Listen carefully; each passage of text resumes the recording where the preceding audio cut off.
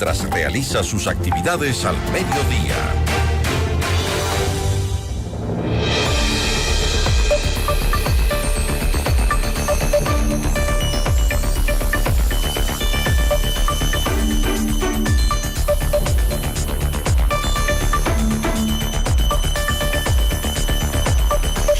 El proceso de los nuevos integrantes del Consejo de la Judicatura se encuentra bajo la lupa pública. Las impugnaciones presentadas contra varios candidatos cuestionan no solo su idoneidad, sino también la transparencia y la credibilidad del sistema encargado de administrar justicia en el país. Entre los principales actores está el abogado Washington Andrade, quien ha interpuesto recursos legales contra figuras de peso como Mario Godoy, Ivonne Núñez y Fabián Favara. Nuestra entrevista de hoy en Notimundo a la Carta. Está con nosotros el abogado Washington Andrade. Doctor, ¿cómo está? Muy buenas tardes. Gracias por acompañarnos. Buenas tardes, Gisela. Buenas tardes a toda la audiencia. Un gusto conversar con ustedes.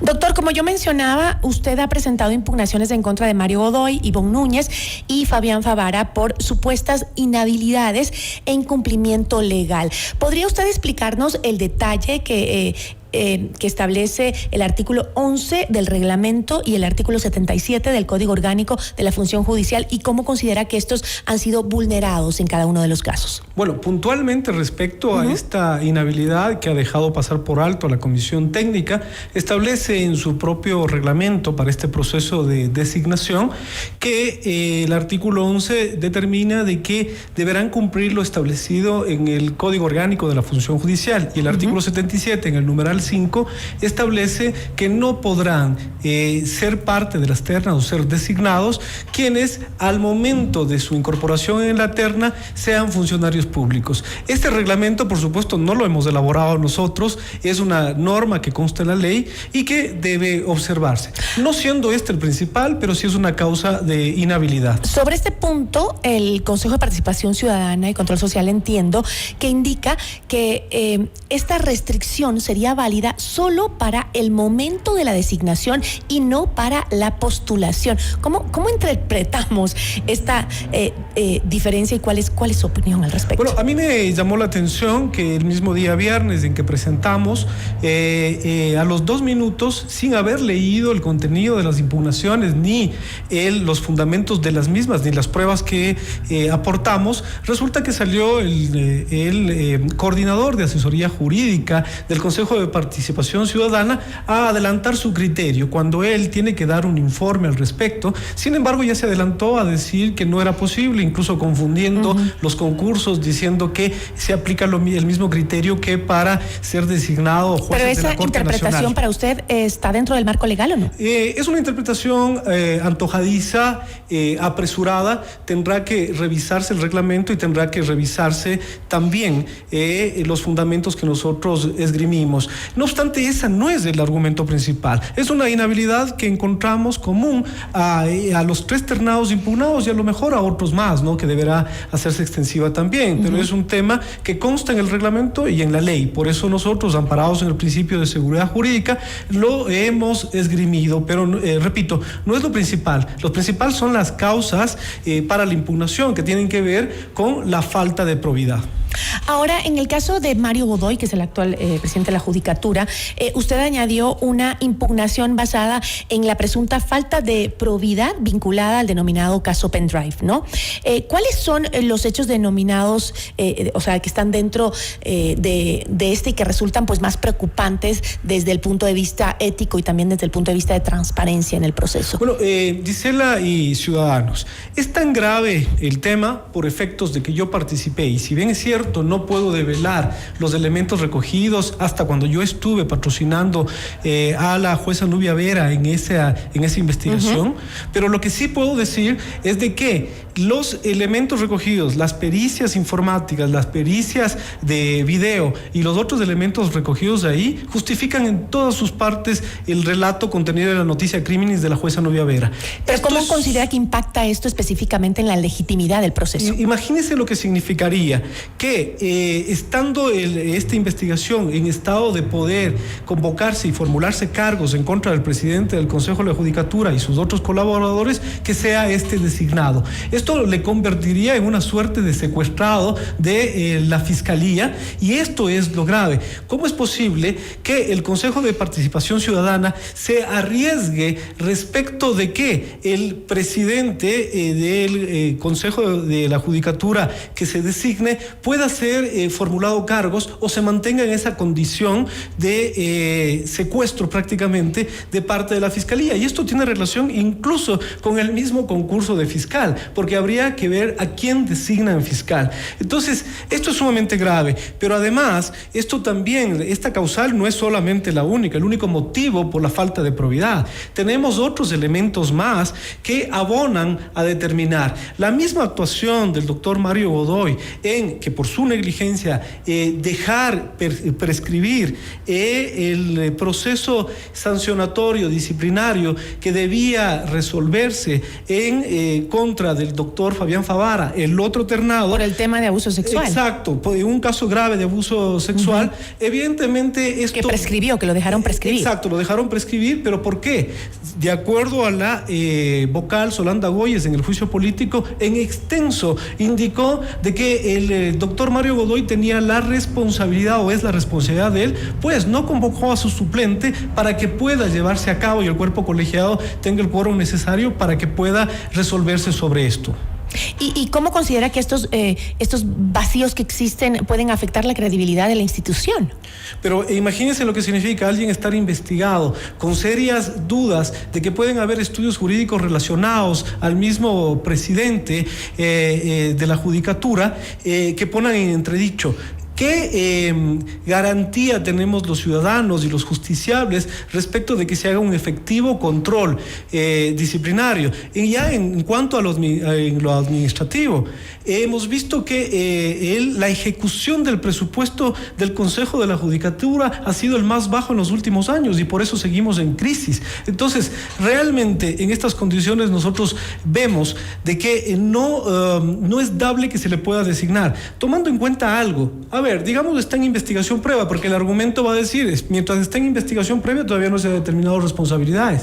Pero ya en la parte subjetiva, ¿cómo se le ocurre a un presidente del Consejo de la Judicatura realizar una visita a una jueza en su despacho días antes de que emita un fallo en un caso tan importante y tan determinante? Si es que no es mala fe, pensemos en ese sentido, si no es mala fe, se trataría de una torpeza, por decirlo menos, ¿no es cierto? ¿Cómo se le ocurre? Y una falta de delicadeza, lo que terminaría siendo incluso más grave, porque actuar de esa forma en un caso, en el contexto de un caso tan delicado, habla definitivamente que o no se tiene la capacidad, pero definitivamente es una falta de probidad. Bueno, ambas en todo caso hay que cuestionar para llegar a un cargo como ese, ¿no?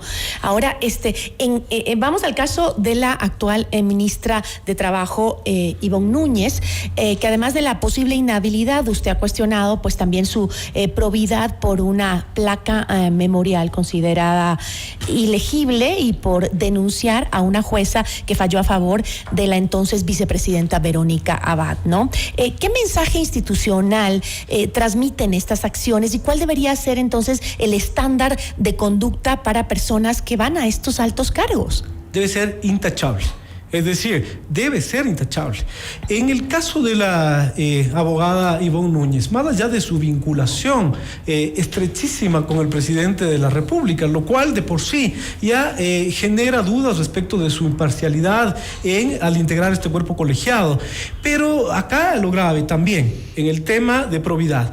La jueza de Ivonne Núñez, porque también es jueza, por cierto, está en Comisión de Servicios como ministra de Trabajo, ella actualmente también está siendo investigada por una denuncia presentada por una presunta infracción penal de tráfico de influencias y fraude procesal. Esta denuncia la presentó el dirigente sindical David Almeida.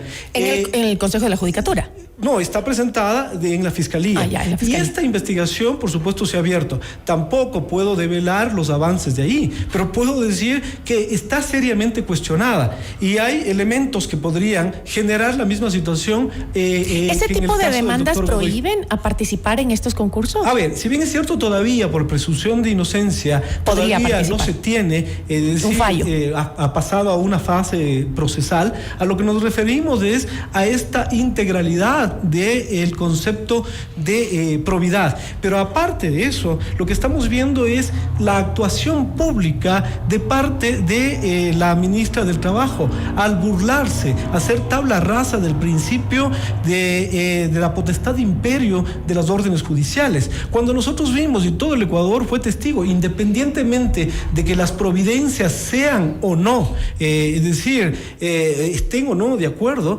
todos los ciudadanos y más las autoridades están obligadas a cumplirlo. Y en ese caso nosotros vimos la burla, cómo se permitió disponer que se coloque una placa, es decir, transparente, prácticamente ilegible, y vimos que se trataba de una burla.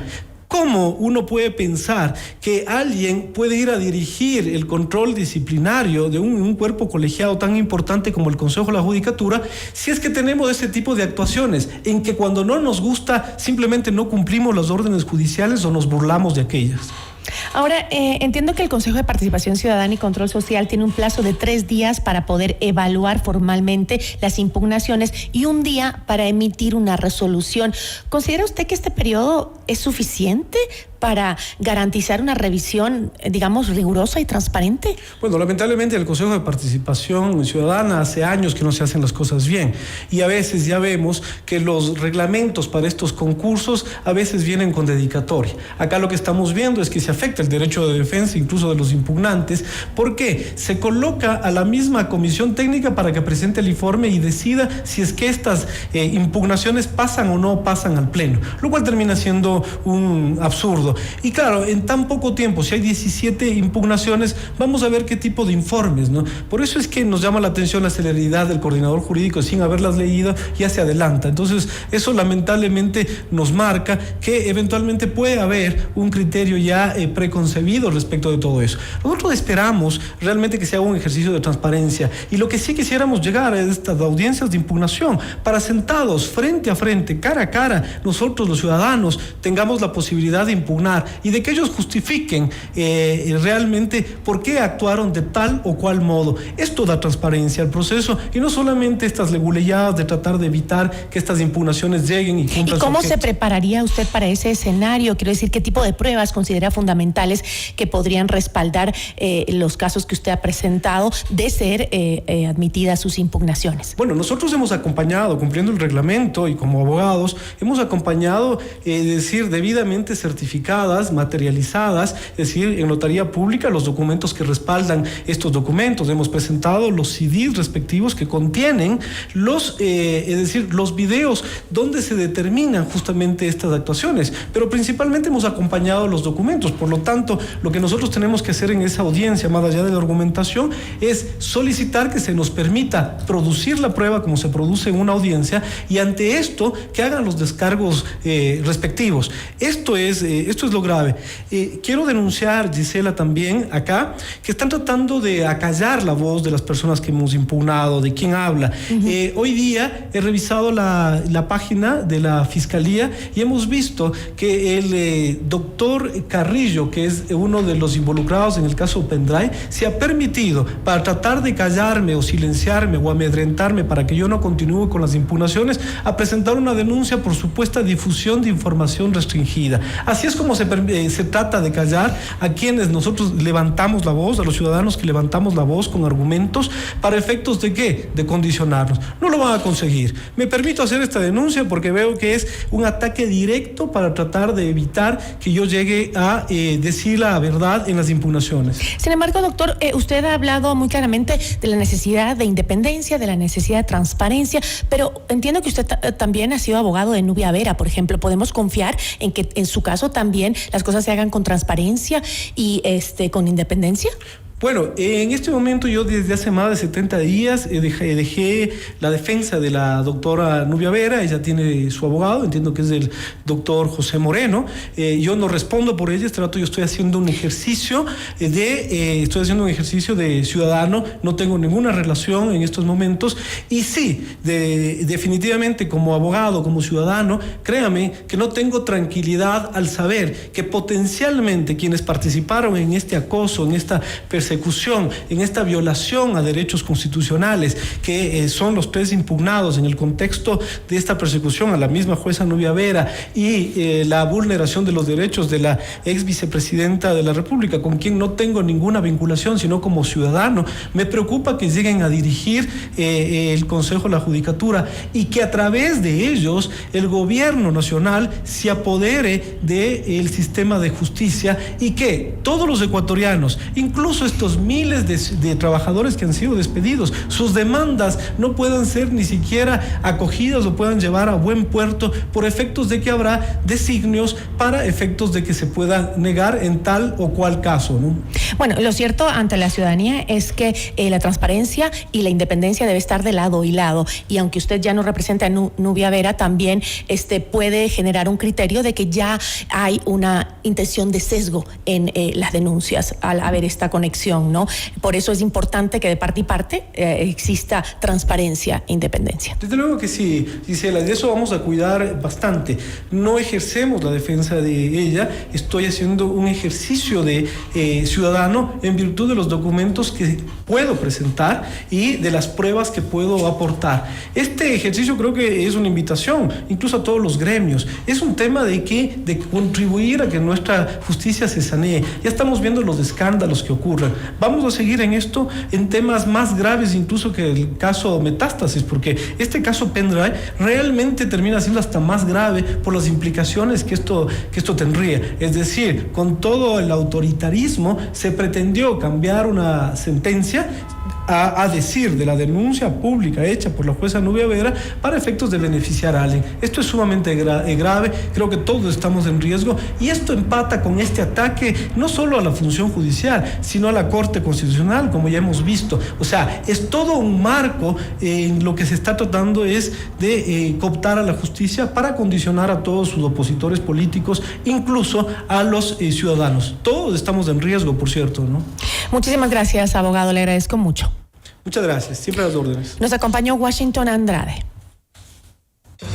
Ya volvemos con Notimundo a la carta.